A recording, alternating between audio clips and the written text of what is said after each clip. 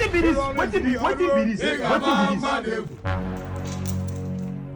evening and welcome to another episode of Shege News.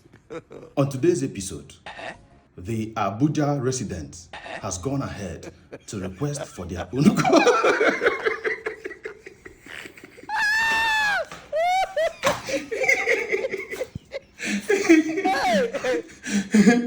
the effect of Tribunal. Nonsense.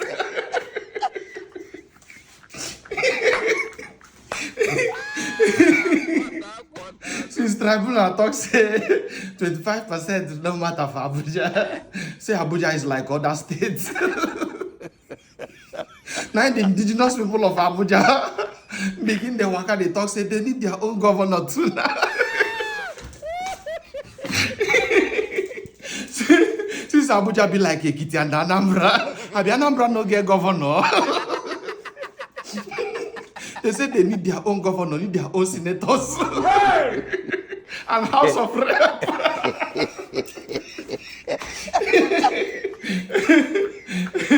Then they fit. I don't know what they go tell week.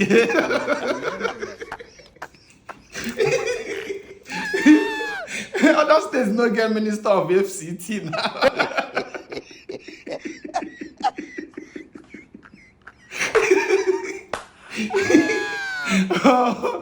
So if they want to talk, say minister of FCT be like governor, does it mean that Wike is going for 10th term? That means that one is not even constitutional as well.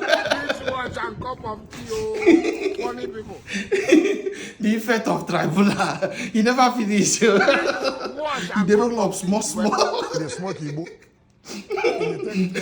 You go wake up, you go see one.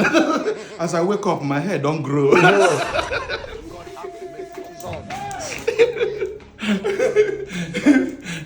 Now they enjoy the dividend of people wey get hair. Abuja people won't enjoy the dividend of his state. I beg, guess how I think they do am hit one kill you. I'm not drinking. I prefer the way I am. You have to have capacity.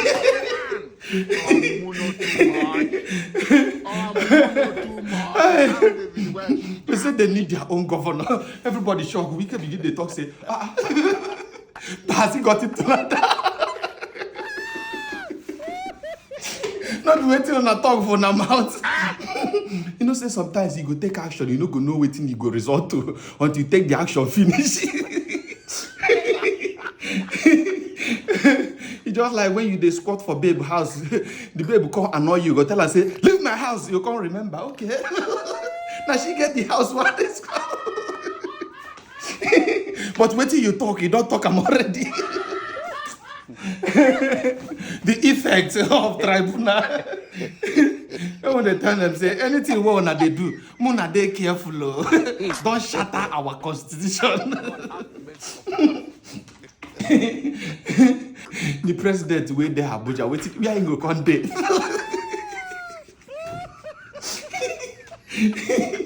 Because president know the day for ordinary states now.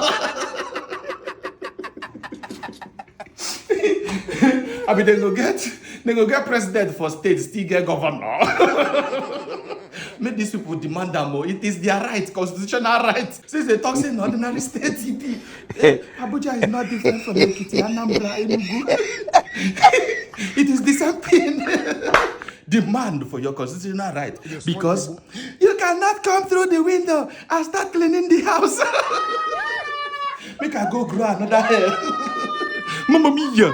Yes. First, you have the highest number of votes. Again, not the majority, because sometimes people confuse that. Majority means over 50%. Highest means even if you win by one vote. It have to be 50%. Yes, it can be one vote ahead. So the highest number of votes, that's the first condition. The second condition is that you must win 25% votes across 2/3 of Nigeria's 36 states, which is 24 states, plus this is an and FCT. You must win FCT. You must win at least 25% in FCT. Okay. So even if you win those 24 states, you have 25%, but you don't get 25% in FCT, there's a problem. Wow.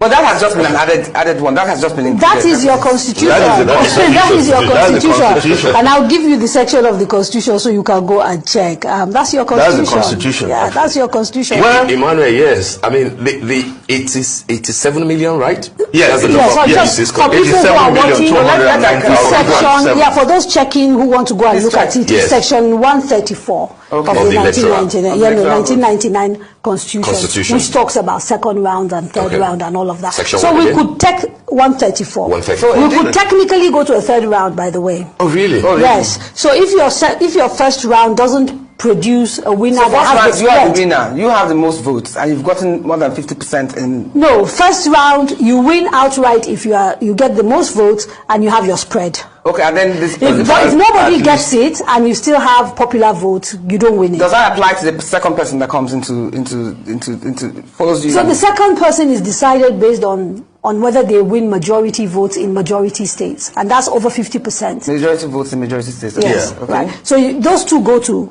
a second round. The conditions are exactly the same required of the second round. You must win majority votes and also have the spread. But this time it's just two parties. Yes, just two parties. If at the end of that you still don't have a winner, then you go into a third round where a simple majority will determine the president. So the requirement for spread is removed when you get to the third round. Looking at the strength of the, let's say, the top three candidates or parties, do you see the possibility of a runoff?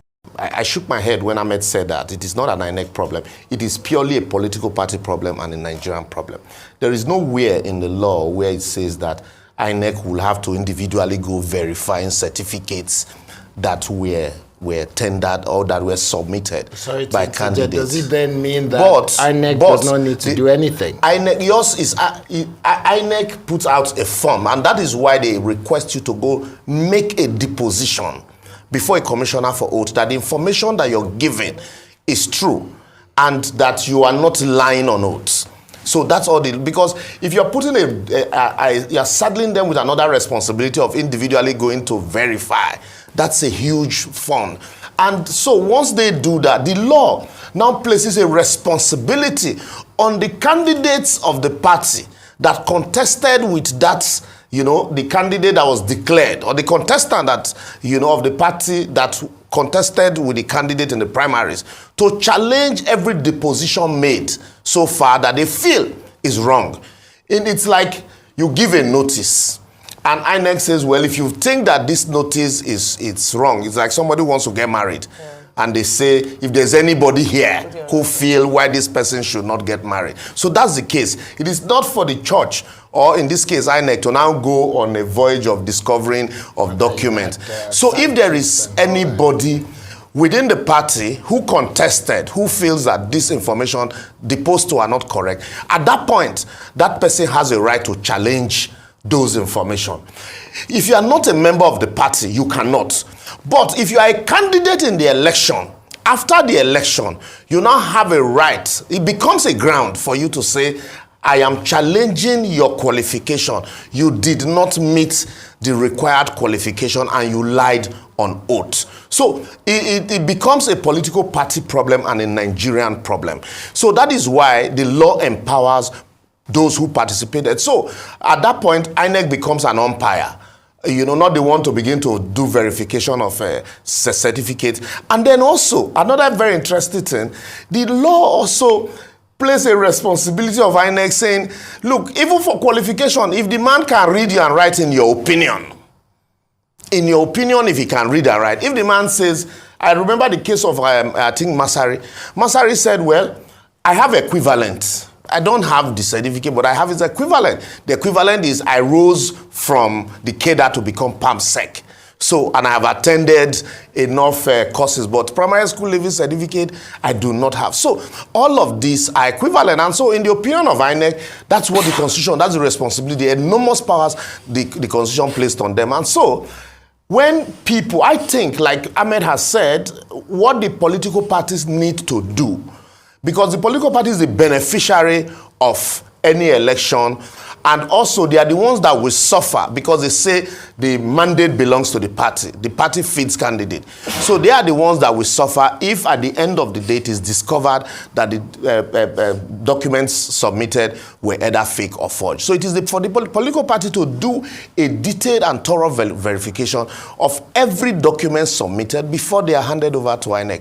In the absence of that, you might just win an election and it becomes short-lived because at the point of receiving a crown, or even after receiving the crown, the court says, well, like the case of Degi in Bayelsa State, and so the court had been consistent on that too.